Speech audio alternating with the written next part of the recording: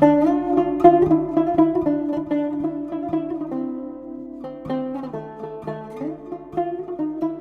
monastery of St. Barnabas was built in the 5th century to commemorate the foremost saint of Cyprus. Barnabas was one of the leading personalities involved with the early Christian church. He recognized the abilities of Paul, who at one time became his assistant. The original church became part of a later church which was built in 1756. The church and its fittings are exactly as they were left by the last monks in 1976. Barnabas was born in the city of Salamis. The ancient city of Salamis was the capital of Cyprus from as far back as 1100 BC. The city experienced the ravages of the dominant powers of the Near East over the centuries, and the site was finally destroyed during an Arab invasion in 674 AD. The city lies on the seashore just north of Famagusta and covers an area of 1 square mile. Famagusta prospered from the destruction of Salamis. During the time of the Crusaders, the Cathedral of St. Nicholas was built. This lion is evidence that the Venetians ruled here in the 1400s.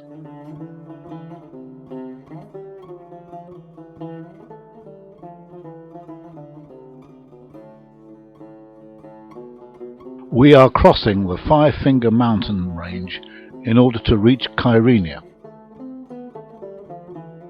According to legend, there was a time when the world was peopled by giants. One giant threw a handful of stones at another giant who he was chasing. He missed, and the stones landed on the hillside, forming the limestone Five-Finger Ridge.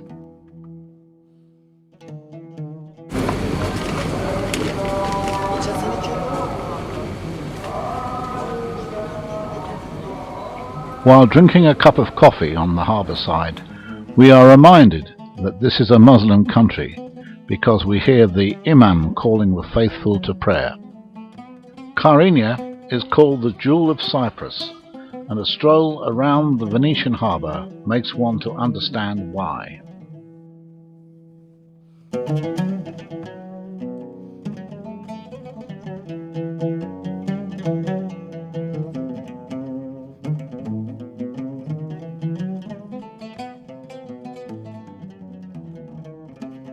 The author Lawrence Durrell lived in the village of Bellapay and set his novel Bitter Lemons there.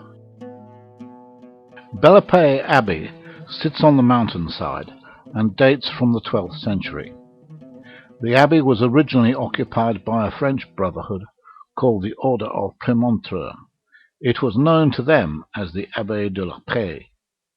Following the Ottoman conquest, the monks were thrown out and the building given over to the Greek Orthodox Church.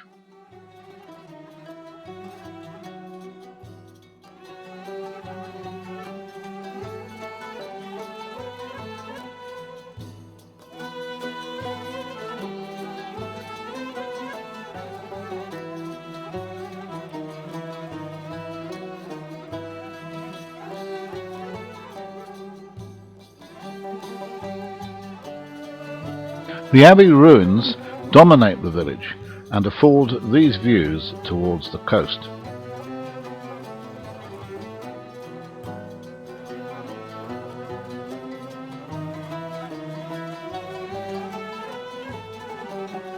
The Kos Peninsula stretches from near Famagusta to the northernmost tip of Cyprus and is 50 miles long and just over 12 miles at its widest point. We stopped at a fishing village called Bogas for a cup of coffee.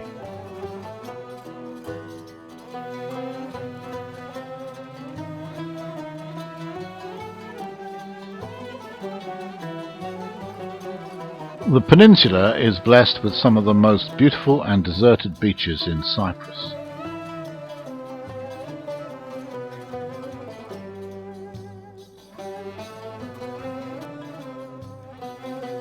Further up the road, we encountered our first wild donkey. The truth about wild donkeys is that they are feral and only want to know tourists for one thing: a nice juicy apple. These donkeys should be treated with caution because they are liable to bite, at least from one end. The monastery of St. Andrew is an important pilgrimage site in Cyprus, and it has been described as the Lourdes of Cyprus. St. Andrew briefly landed in Cyprus on his way back to Palestine and performed a miracle, restoring the sight of the blind captain of his ship. The site is still a popular sanctuary today.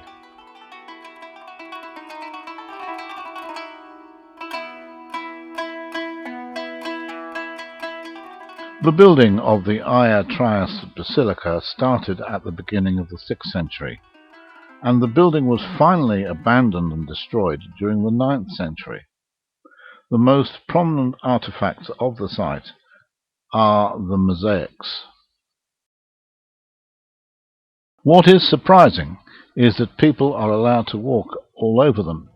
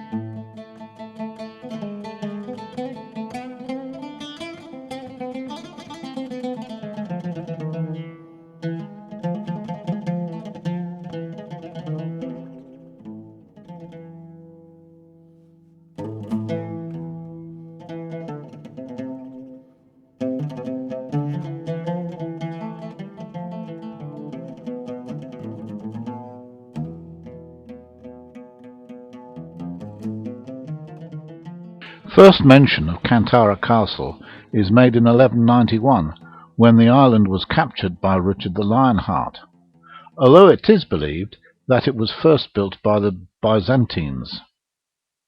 Although the castle lost its military importance after the Venetians gained control, nothing can detract from the magnificent views that the castle offers, because it is possible to see either coast from its ramparts.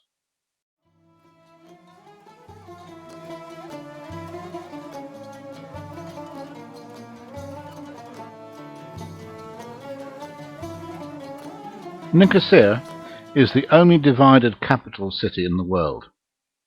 The city dates back 2,250 years, when it was known as Ledra. It is divided by the Green Line, a demilitarized zone maintained by the United Nations. As we drove round the city, we saw buildings pockmarked by bullets made during the Turkish invasion. Our first stop was at St. George's Church, which is undergoing restoration. St. Sophia Cathedral, now known as Selimi Mosque, came next. Construction commenced in 1209, and the cathedral was partly destroyed in 1491. The Ottomans took over the city in the late 16th century and renamed the cathedral the Hagia Sophia Mosque. It retained this name until 1954, when it became the Selimi Mosque. Despite its checkered history, we found the city attractive and considered our excursion to Nicosia as the highlight of the holiday.